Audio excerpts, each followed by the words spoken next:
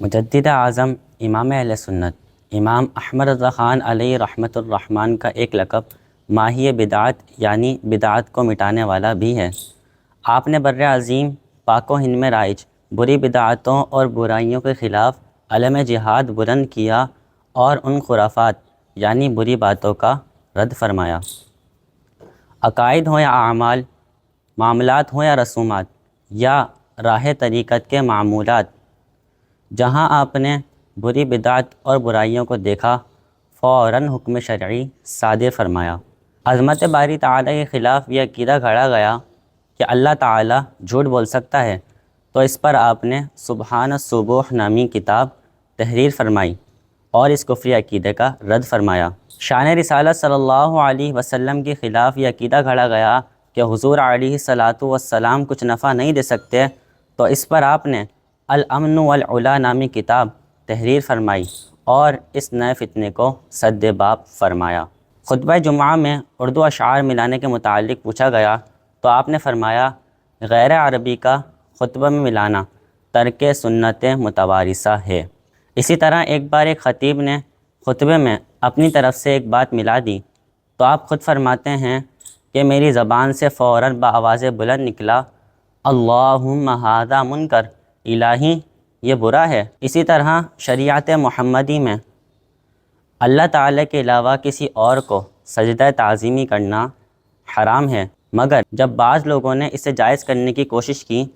تو اعلیٰ حضرت امام احمد رضا خان علیہ رحمۃ الرحمن کے قلم سے الزبدۃ الزکیہ نامی کتاب معرض وجود میں آئی۔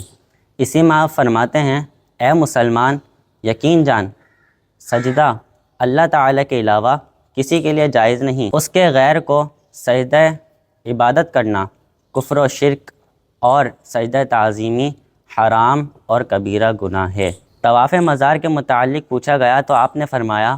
مزار کا طواف بنیت تعظیم کیا جائے جائز نہیں، کیونکہ طواف کے ذریعے تعظیم خانہ کعبہ کے ساتھ خاص ہے۔ شادیوں میں آتش بازی اور گانے باجوں کا رد کرتے ہوئے آپ نے فرمایا کہ آتش بازی جیسا کہ شادیوں اور شب برات میں رائج ہے بے شک حرام اور پورا جرم ہے، اسی طرح گانے باجے کہ ان بلاد میں رائج ہیں بے شک ممنوع و حرام ہیں۔ محرم الحرام میں تعزیہ داری اور دیگر خرافات جو رائج ہیں اس پر آپ نے اعال الافادتی نامی رسالہ تصنیف فرمایا۔ اسی میں آپ فرماتے ہیں کہ تعزیہ داری اس طریقہ نامرضیہ کا نام ہے قطعاً بدعت و ناجائز و حرام ہے۔ شریعت کا ایک ٹکڑا طریقت بھی ہے، لیکن جب بعض لوگوں نے اسے شریعت اور طریقت کو الگ الگ کہا تو امام اہل سنت نے ان کی سخت گرفت فرمائی اور فرمایا کہ شریعت جسم و جاں روح و دل علوم الہیہ اور لامحدود معارف کی جامع ہیں، اس میں سے ایک ٹکڑے کا نام طریقت ہے۔ ایک مقام پر یوں فرمایا کہ شریعت، طریقت، حقیقت اور معرفت ان میں آپس میں کوئی اختلاف نہیں، ان میں اختلاف کرنے والا اگر بے سمجھے کرے تو نرا جاہل ہے اور اگر سمجھ کر کرے تو گمراہ و بددین ہے۔ شریعت حضور علیہ الصلاۃ والسلام کے اقوال، طریقت حضور علیہ الصلاۃ والسلام کے افعال، حقیقت حضور علیہ الصلاۃ والسلام کے احوال اور معرفت حضور علیہ الصلاۃ والسلام کی علوم بے مثال ہیں۔ یہ تو چند چیزیں ہیں، ورنہ جاہل واعظ، جدید فلسفی، جعلی صوفی، کفار کے میلے ٹھیلے، کھیل تماشے، مردوں اور عورتوں کا ایک دوسرے سے مشابہت،